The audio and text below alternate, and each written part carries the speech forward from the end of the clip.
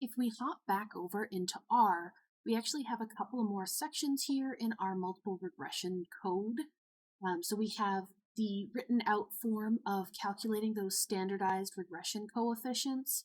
So this is basically what we just saw on the slide, but out in full in R. We also have how to calculate the unstandardized regression coefficients. Same thing, just typed out the full form of those equations in R. If you wanted to use them like that, it's going to be just a lot easier to do something like the quantum psych LM beta package like we looked at before. That's probably going to be a lot more effective, but if you wanted to do it long form, that's how you could do it. But we're not going to run through that because you could just run that code as is. What we are going to look at is creating a regression summary table using this APA tables function. So this is from the APA tables package, and we're going to look at a table command here. And so if we run this, we end up with a really nice regression summary table down here at the bottom.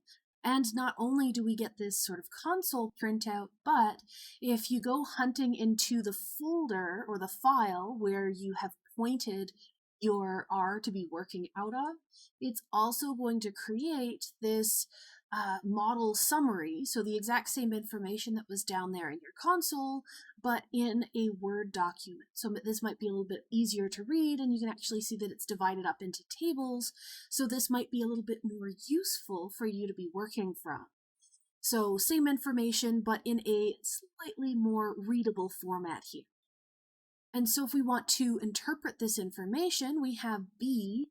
B is our unstandardized regression coefficient, so that's our slope. So for self-esteem, that's the same number that we had been looking at previously. For narcissism, again, same as what we had looked at previously. It's also going to give us a nice summary of the 95% confidence intervals for those slope values. And we can see here that neither of those include 0, which makes sense considering they are statistically significant. Our betas here are those standardized coefficients. So we have those standardized values calculated here, just like what we had seen, as well as the 95% confident intervals for the betas.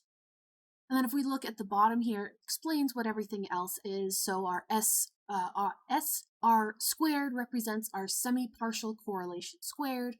R represents the zero order correlation, and then upper and lower limits of our confidence intervals respectively. So that's these figures in here, but what we care about is our fit. So that's our R squared. So that was that 0.211 that we had seen earlier, as well as confidence intervals that goes along with our fit information. So this is just another way of presenting that data that we had seen previously, but possibly in a more useful format. And so once you know this this command, this particular APA table setup, you can start customizing that and telling it how you want things exported. So it might be easier if you could set things up to export or to print to a Word document the exact format that you need for a paper maybe that you're writing. So just a neat and useful function that might come in handy in the future. Now we're going to spend the rest of the class focusing on our predictors and how we might select which predictors of a set are useful and how we might then decide between alternative models that use different subsets of predictors. So let's start by looking at different ways that we can approach this act of selecting our predictors. So we can start off by basically brute forcing it. We can use simultaneous entry where we just put them all in and you decide that these are all of our predictors. We're going to put them all into the model and then we'll evaluate whether it fits our data very well, whether this aspect of having all of our predictors all together does a good job of fitting our data.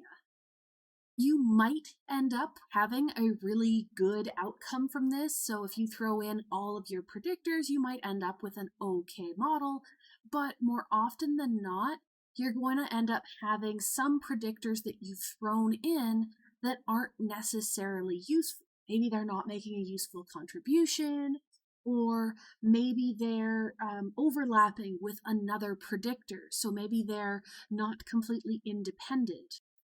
So if we want to avoid sort of these redundancies, if we wanted to have maybe a more parsimonious or simple model, maybe we would want to figure out the best way or the most efficient way to include only those predictors that actually contribute to this model. So, okay, maybe we go with something like a software controlled entry. So basically, you let your software make the decision. Sometimes this set of algorithms, this process of allowing your software to decide which order and which specific predictors that you use might be called a stepwise approach or a stepwise regression. And to make things really confusing, there are a few different ways that you can approach stepwise regression. So we can have forward, backward, and hybrid approaches here. So for forward entry, it means that you start with no predictors in your model. And then one at a time, you would add in the most significant predictors until there were no more predictors that are significant that are left out of the model. So with backward selection, you kind of start in the opposite direction. You start by putting all of your predictors in the model and taking out the least significant ones until all of those that remain in the model meet some kind of criterion in terms of how much they contribute to this model. And then for our hybrid approach, as you might guess, you're going to have a little bit of both. This is another one of those weird naming things where this hybrid approach might itself be called a stepwise approach simply because you're using multiple steps of adding and potentially removing different predictors sort of in different steps as you go through this. So instead of doing only forward or only backward, you can bounce between forward, so you bounce between adding in predictors and then double checking that none of those added predictors need to be removed until you finally get a model that fits your data properly. So this hybrid approach is a little bit more adaptive and allows you to both add and remove in order to get the best fit possible. So how do we actually determine which parameters do we add in for our forward stepwise or take out for our backward stepwise? What do we use to make that determination? Well, I can tell you right now that we're going to be using R to do it, so most of this is going to be happening in the background, but we will talk just a little bit about how this decision process is made. It used to be very heavily reliant on p-values, so you would add in those parameters that had the most significant p-value in terms of contribution to the model, and you would remove those that had the sort of largest or least significant p-values for removing them from the model. But you might think that, okay, so p-values and significance, that ends up being very tied into things like the size of your sample. So you can have some issues where if you have a really big sample, then you could end up with extra parameters or extra predictors simply because by having a very large sample size, you end up having a lot of significant values. So maybe not the best approach. Now we mostly focus in on our adjusted R squared.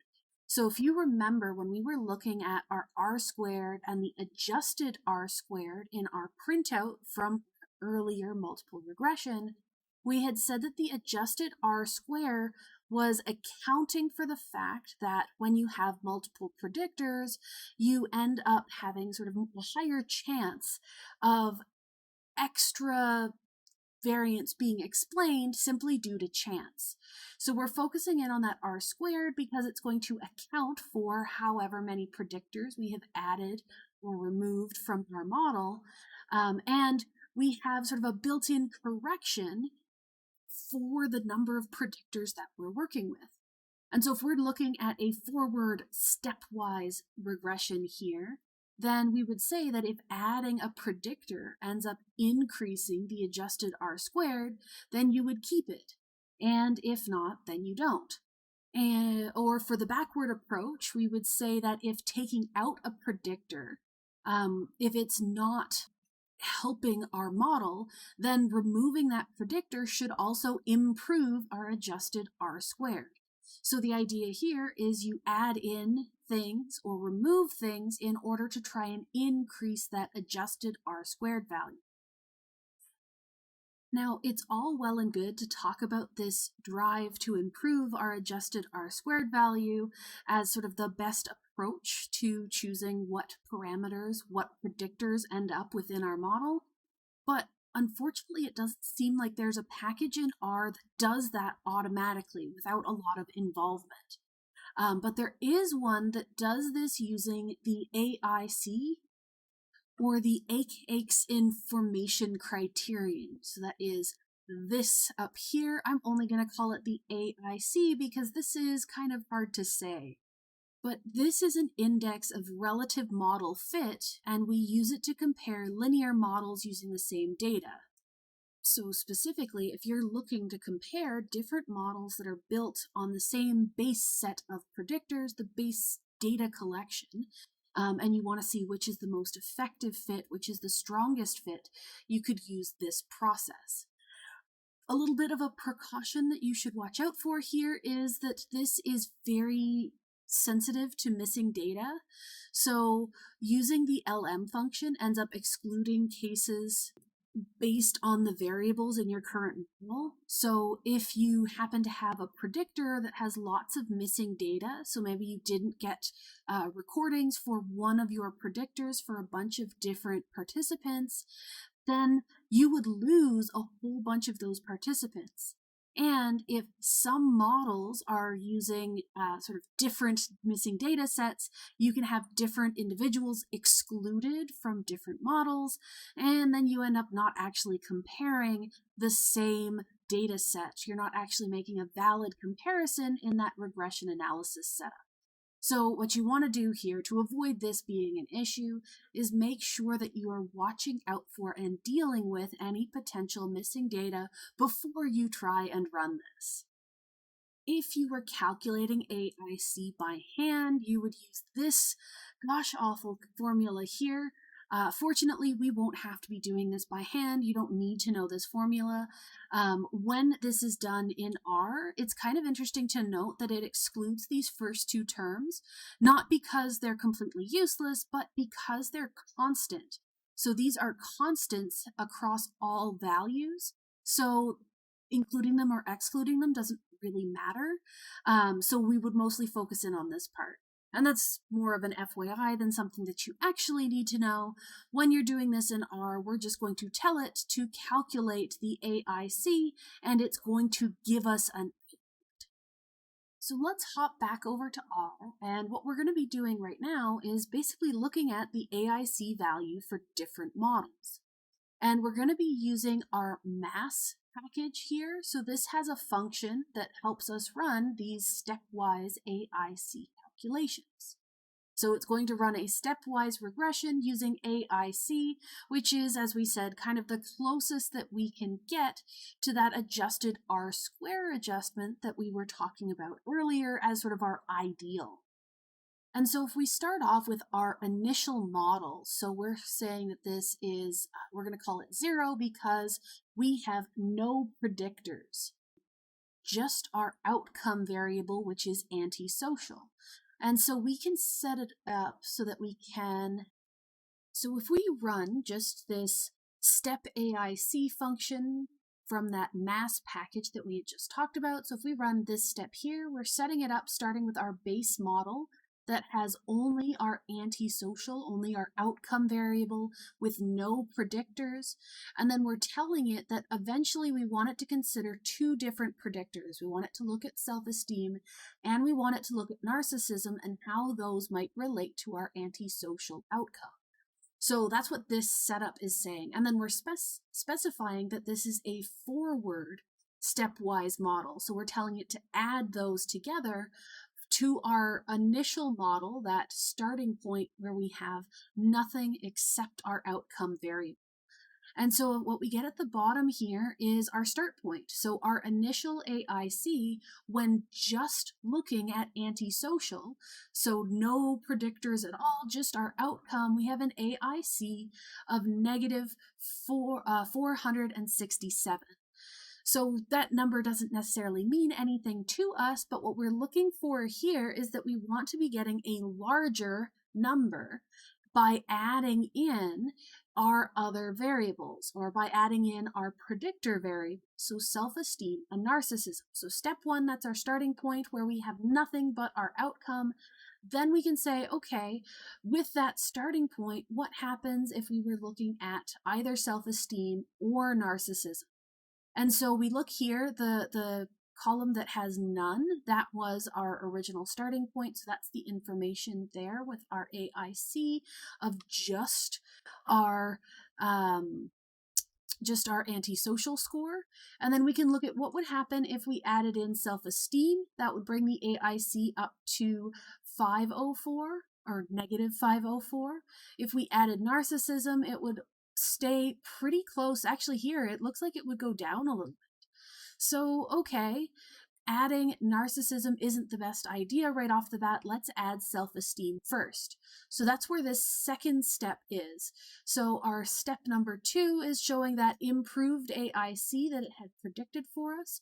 And now our model includes our antisocial outcome and our self-esteem predictor, because that's the one that gave us the higher AIC that we were looking for. And then we can look at this and say, okay, so our model with just the two values that we had, with just antisocial and self-esteem, is that negative 504.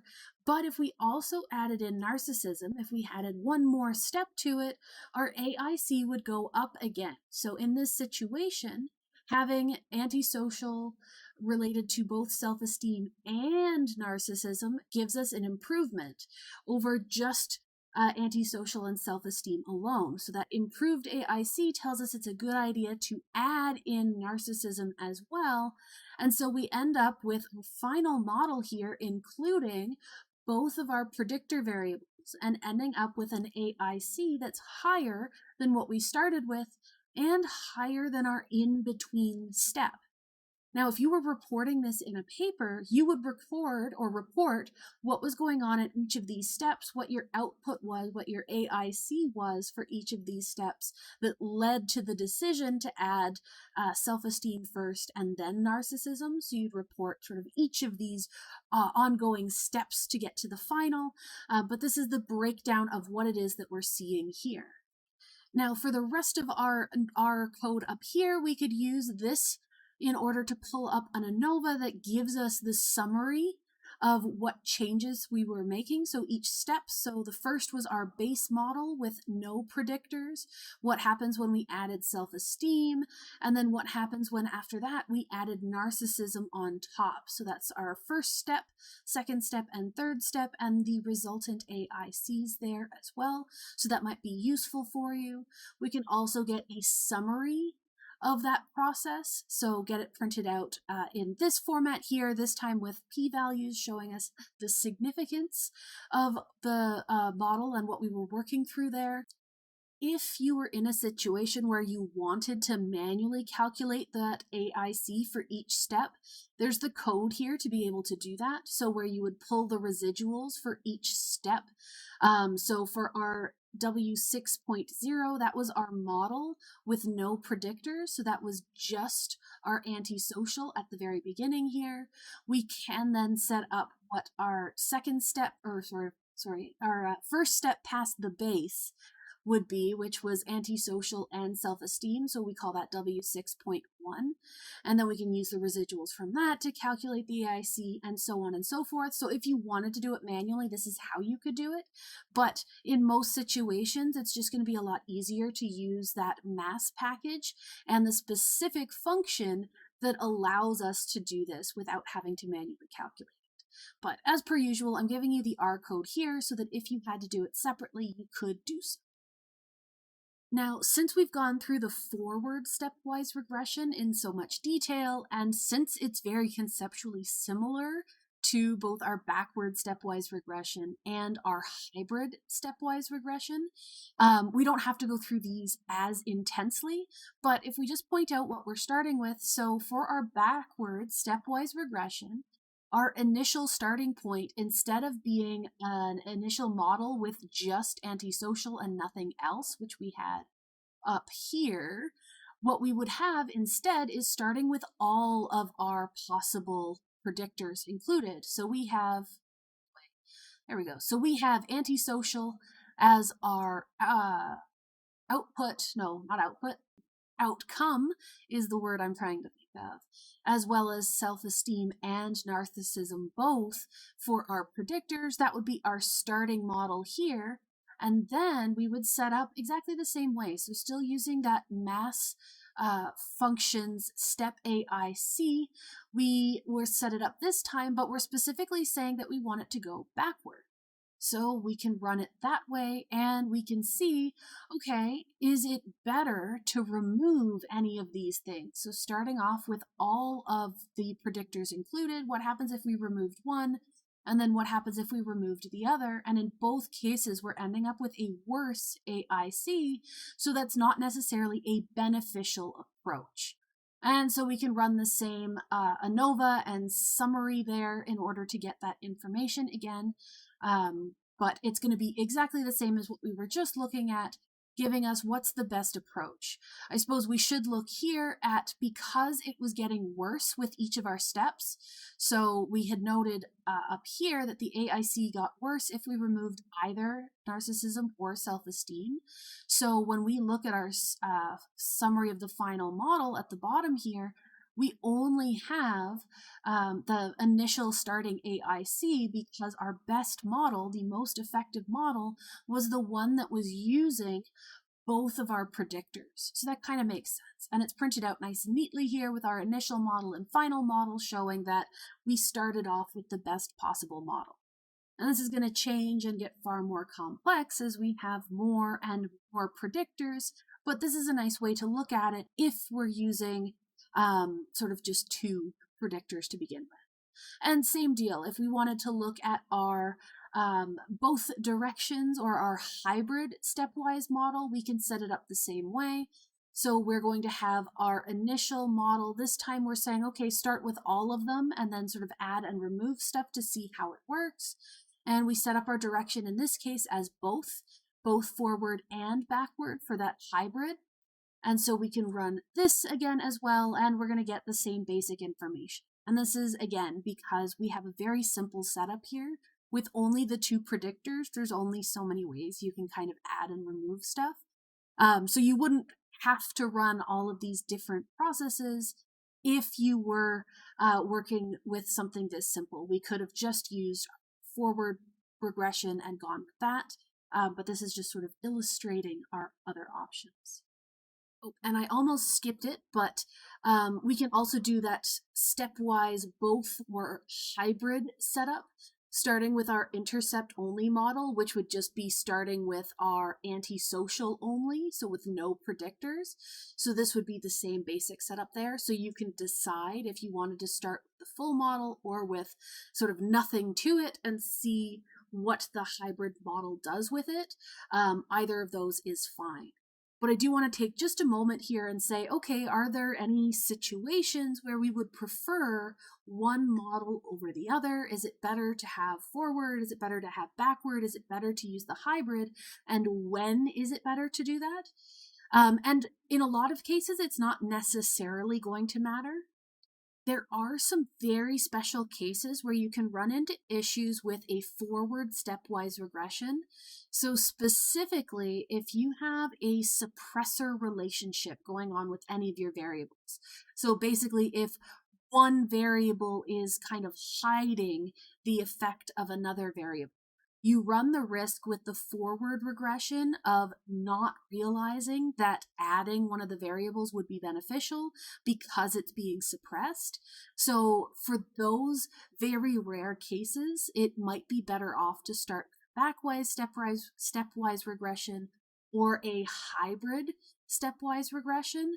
But in a lot of scenarios, especially if you are pretty sure you don't have a suppressor variable or a suppressor type relationship between variables, I suppose is the right way to say that, then you would be fine with the forward. But if all else is equal and if it's just as easy, I would stick with the backward model or a hybrid model, just in case of those rare situations. Most of the time they're going to give you the same results, but there are those sort of rare special instances where it might be better to go the other. So there was our simultaneous entry where we throw everything at it. There was the software controlled entry, or our stepwise entry. And then the third of our options, or third of our approaches to selecting a model, could be hierarchical entry. So this is a way of deciding, as a researcher, you choose which model or which variables you want to include in your regression model. So you have some kind of logical reasoning for choosing the sequence in which you add the predictors of interest. And this should be guided by some kind of theory in existence. So maybe you want to put in the first variables that you think are confounders in order to make sure that they're not causing problems. So once you've inserted those confounding variables, the things that you're concerned about, we know that the model will be able to look at our other predictors, specifically the predictors of interest, while accounting for or while controlling for those confounding variables that we put in first. So you have a logic behind why you are including which of those predictors or which of those variables at what steps. And so what you can do is add one predictor at a time, but most of the time you're going to end up seeing people do it blockwise. So you would put in blocks of variables. So maybe we have 3 covariates and you want to control for 2 of those, and you don't know what else is involved. So you might put sort of that set of them in. So with our existing model where we're looking at self-esteem and narcissism and how they affect our antisocial behavior, we know that we're interested in those 2 predictors. We're interested in narcissism and self-esteem, but maybe we also measured something like socioeconomic status.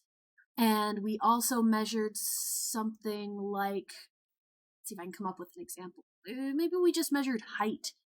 And so we wanted to include those, not because we think that they should be predictors for this relationship, but because they might be confounding variables.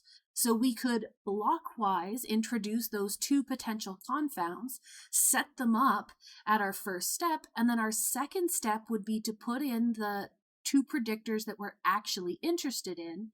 And specifically, once we've adjusted for those things that we thought might be confounds. So you can add in the things that we think are confounds first, and then add in all of the things that we think will be predictors. So that would be a blockwise entry. And so let's actually look at doing this in R. So we have some nicely labeled code over here where we have our hierarchical regression. This is what we're setting up here. We are choosing to start with sort of bare bones model with just antisocial with no other predictors. So we can set that up first. We can establish that as our starting point, and we can see what's going on here. We just have under the coefficients listed the intercept because we haven't actually introduced any of our predictor variables yet. As we said, we just have our outcome variable. Okay, so that's our base setup. Now we want to start by adding our first step. So step 1, we choose to add in self-esteem. And so we're going to update that to include self-esteem. And then we can also get a summary of that. And so we can see here that our coefficient table has updated to now include self-esteem. We have our estimates, our standard error, and our significance mentioned over here. So that's useful. All right, so that's what happens if we did step 1. And then we can also use, so we can get our standardized coefficients using that LM beta setup that we had talked about previously. But what we can look at here, the thing that we care about is testing whether our new model, model number 1, is a significant improvement over our bare bones baseline.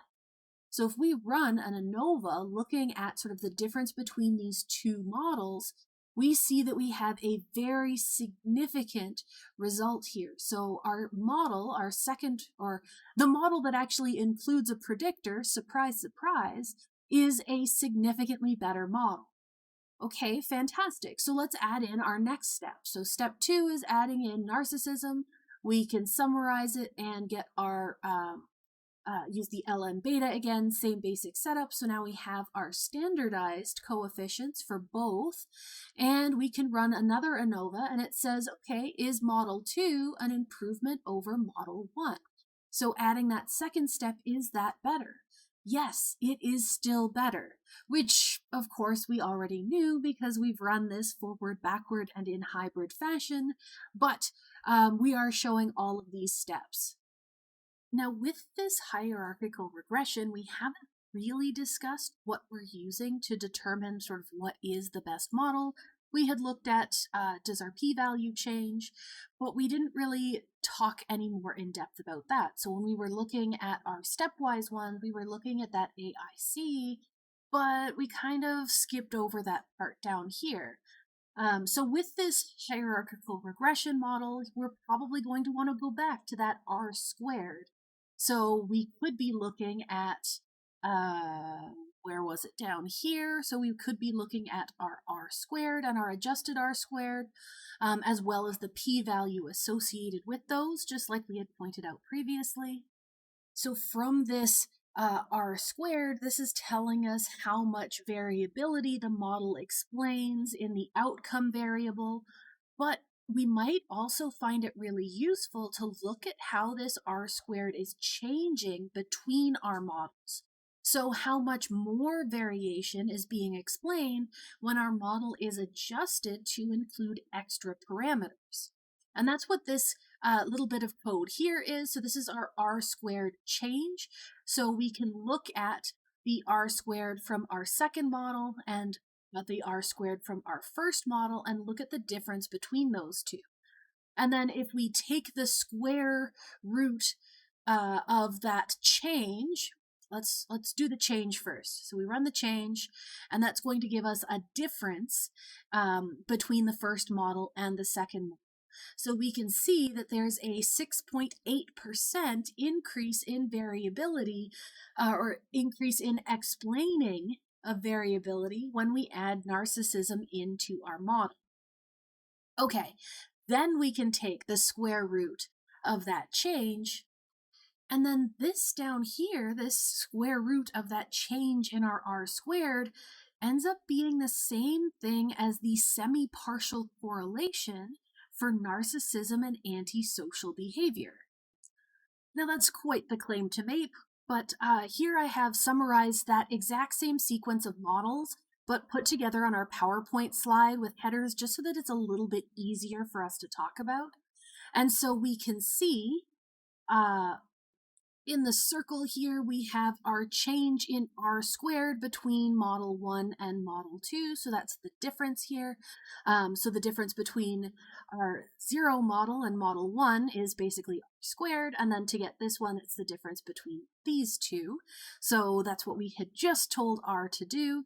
So how does this actually connect with semi-partial correlations? So why do we end up with the same numbers in this regression analysis in the same way that we did in our correlation analysis that we did a few weeks back, which you might have remembered, but I'm pointing that out for you. So this is essentially like you're controlling self-esteem specifically for narcissism. So it's the same as controlling for our X1 in this situation. So when we're talking about interpreting our semi-partial correlations, we had defined that as what narcissism explains over and above self-esteem. And if we look at what this is doing, this is saying, okay, so this is what was being explained by self-esteem alone. How much extra is being explained by narcissism over and above what was already explained by self-esteem. So this is possibly a little bit more easy to grasp than some of the abstract concepts we were talking about earlier on with semi-partial correlations, because now that we've worked through it, we can actually see what it is that we're looking at. So in our earlier model, we had figured out how much self-esteem can predict our antisocial behavior. And then this part that we're tying in with our semi-partial correlations is saying, okay, already knowing how much self-esteem can explain our antisocial behavior, how much additional explaining does narcissism do?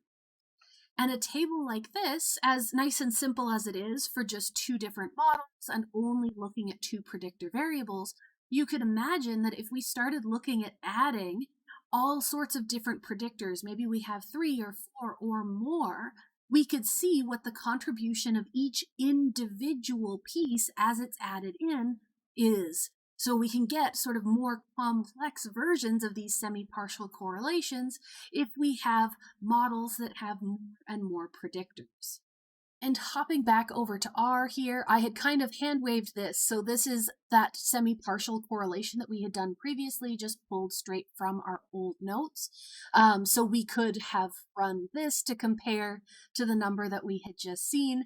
But I suppose it's the same as me telling you that they're the same. But if you wanted to see that number again and how we had gotten that as a reminder, that's that same number yet again. And then we can also talk again about that APA tables function. So this could be a really neat way to summarize our hierarchical regression data. So using that same APA regression table setup that we had used previously, and we can also get it to print out into our working directory, that diagram again, or sorry, the Word document again with these tables. But this can give us our nice R-squared outputs for each of those. It can give us sort of just self-esteem or self-esteem and narcissism. So we can get sort of a nice printout here. So one of those, again, useful functions that can help us have easier to understand outputs, especially where some of the outputs from R are fairly dense. This is also particularly useful if you have more than, say, 2 or 3 models, because it would give you a nice, easy to skim through version or sort of summary of all of the different models that you've used. So you could set this up according to your own preferences and according to your own research requirements. And we can start wrapping things up here by discussing the difference between exploratory and confirmatory research. So it might be really useful to figure out which kind that we're doing. So for exploratory research, this is when you're trying to find things out and you don't necessarily know exactly what's going on. So you're not existing in an already established framework like you would be with confirmatory research. You have an absence of previous research to inform your hypotheses. So maybe you are looking at a bunch of different variables and you want to see if any of them are related and how they might be related. So this is very much driven just by our data, by what we observe, by what models we can find. One of the downsides here is that there's a risk of overfitting to your sample. We've already kind of hinted at the fact that as we introduce more and more variables, we run into that risk of just random variability, sort of random chance starting to add to that squared that we have. So we can end up overfitting, we can end up trying to explain things that are due to chance and introducing extra variables that aren't necessarily related to the relationship, but just happened to vary along with that relationship. So that's one of the things we have to watch out for. One of the benefits of exploratory research is that it's a lot more likely to yield unexpected results because we don't know what we're expecting. We don't necessarily know anything about this relationship, so we can get some pretty surprising and cool results. In contrast, like we've kind of already stated, our confirmatory research is informed by previous research. So we're going to be driven by existing theories. So you might choose which parameters, which predictors you want to be including in your model based on what is already established about that field. So we can use previous knowledge and existing theories to decide how we're going to set up an experiment, how we're going to build up a model. One of the downsides here is that by choosing your models in advance, so maybe we were using a hierarchical model and we were adding things in one at a time, then we might lose the ability to discover relationships that we weren't expecting, that we weren't set up to look at. So in that case, it might be beneficial to use one of those software-driven stepwise analyses in order to allow for the possibility of extra relationships that we might not have been considering. And the last couple of slides here that I want to touch on just very, very briefly is the possibility of recoding your predictors to try and get some kind of interpretable model parameters from it. So this is the idea of recoding your predictors so that your model parameters are a little bit more meaningful and maybe more interpretable. One of the most common ways to do this is centering predictors. So if you recode your predictors so that 0 is some kind of meaningful value, usually you're going to see 0 as, say, the mean of your sample. And then we can look at deviations from 0 as being either above or below that sample mean. That might be one way to center things in a meaningful way. That works really well for our continuous variables. But if we have a dichotomous variable, then we might use 0 as our reference category. So if we hop to the next slide, we've already talked about dummy coding just a little bit, but we might set things up so that 0 refers to males and females would be 1.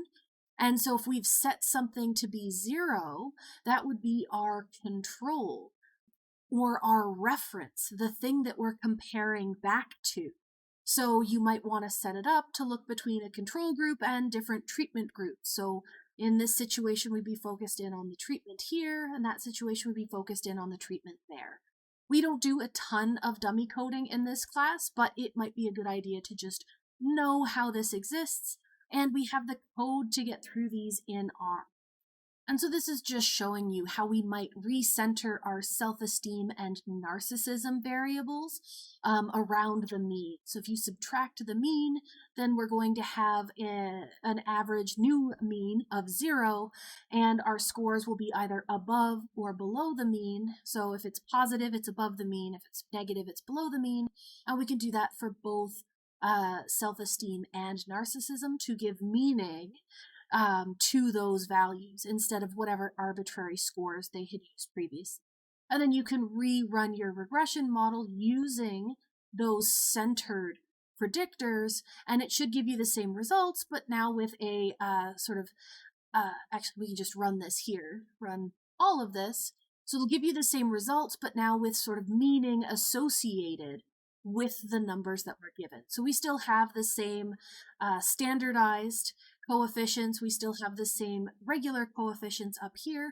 All that we've done is standardize the values that we were looking at. And as I said, we don't have to do a whole lot of this. I just wanted to draw your attention to the code as it exists in case it becomes useful in the future. But that was a lot of information, especially condensed into a sort of pre-recorded lecture. So I will leave it there, and then we'll pick up with the next topic next week.